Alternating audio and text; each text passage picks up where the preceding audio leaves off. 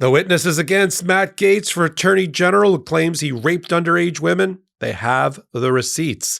And the receipts are from a Venmo account for a young man that Matt Gaetz adopted, a guy by the name of Nestor Galban, and his Venmo account.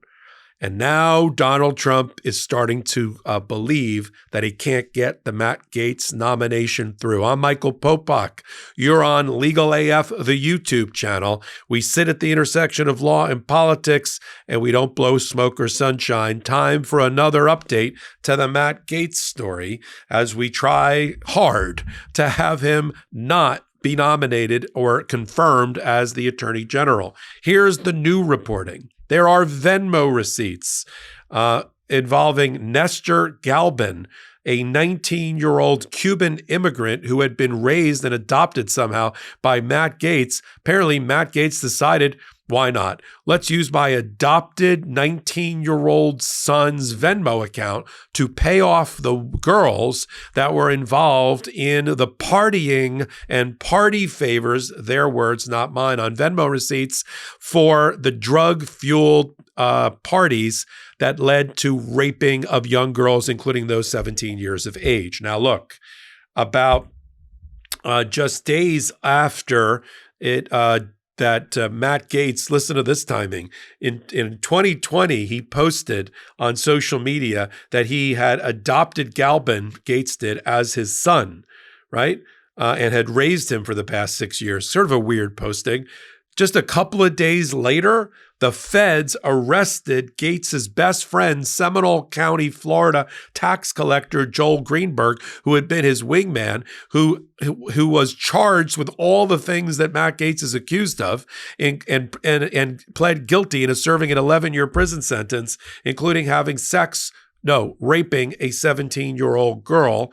He pled guilty to underage sex trafficking, and he's been serving an 11-year prison sentence.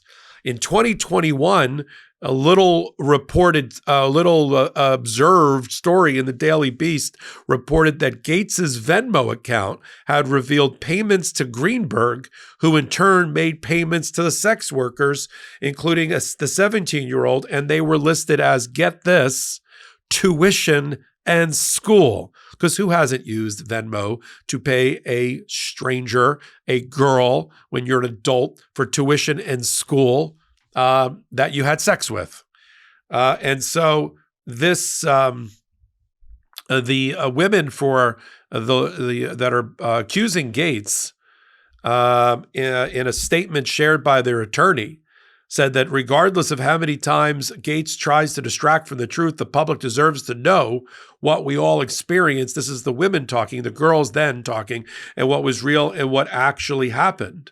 And now, with nearly a dozen senators apparently will not, and including a dozen Republican senators, won't commit to confirming Gaetz, including Joni Ernst, a Republican of Iowa, who is on the short list for Donald Trump's Department of Defense.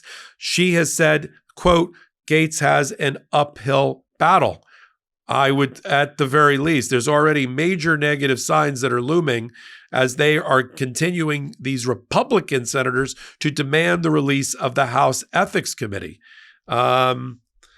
And Gaetz is trying to make phone calls too. It's not just Donald Trump trying to strong arm these people.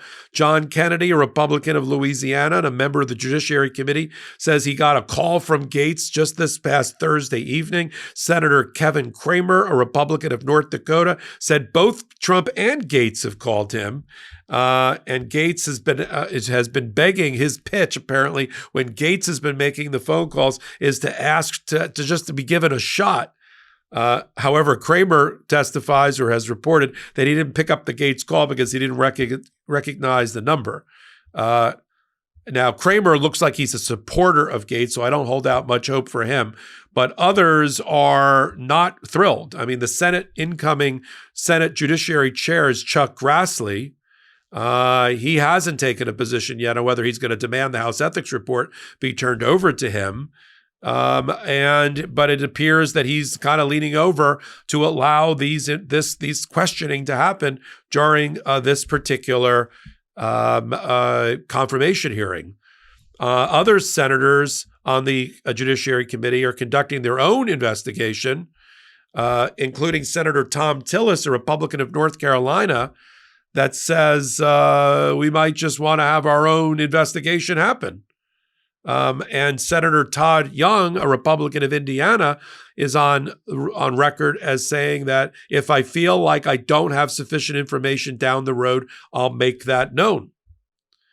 This is now becoming a major problem for Donald Trump. I mean, the fact that he's on the phone and or with Gaetz to try to salvage this, at the same time, the pressure campaign is mounting with the women who testified and have the Venmo receipts.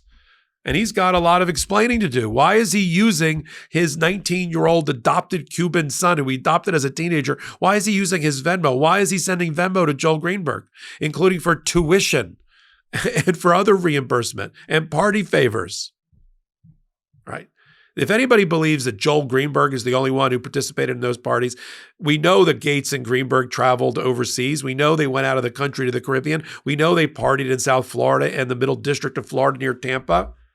It's just that Joel Greenberg got caught and had to plead guilty with all the evidence against him and is willing to testify against Gaetz. Now, I can't explain why the Department of Justice didn't go more strongly after Gaetz, knowing what we do know now and the evidence that's been presented. But certainly the House Ethics Committee prepared a report. It's damning. I presume it's damning against Gaetz. Otherwise, let's be frank, it would have been released. So the reporting now is the receipts are in. The Venmo is in. It's going to be in the hands, one way or the other, of the Senate Judiciary Committee and the full Senate floor for voting.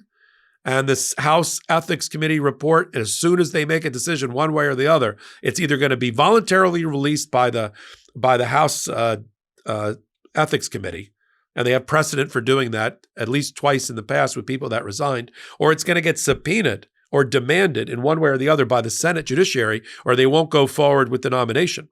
There is a way for the Democrats to weigh in. They can agree not to vote for things like appropriations and the budget and the increase in the debt ceiling unless the Gaetz report is prepared. We'll be looking to speak to the minority leader, Hakeem Jeffries, and how he leads the Democrats through this process. It is important. They need to make it important that Gaetz not get confirmed. I'll continue to report on it here on Legal AF, the YouTube channel. Hit the subscribe button. More than 50,000 people have joined us just since Election Day. We take that responsibility seriously here. So until my next reporting, I'm Michael Popok at the intersection of law and politics. In collaboration with the Midas Touch Network, we just launched the Legal AF YouTube channel. Help us build this pro-democracy channel where I'll be curating the top stories, the intersection of law and politics. Go to YouTube now and free subscribe at Legal AF MTN. That's at Legal AF MTN.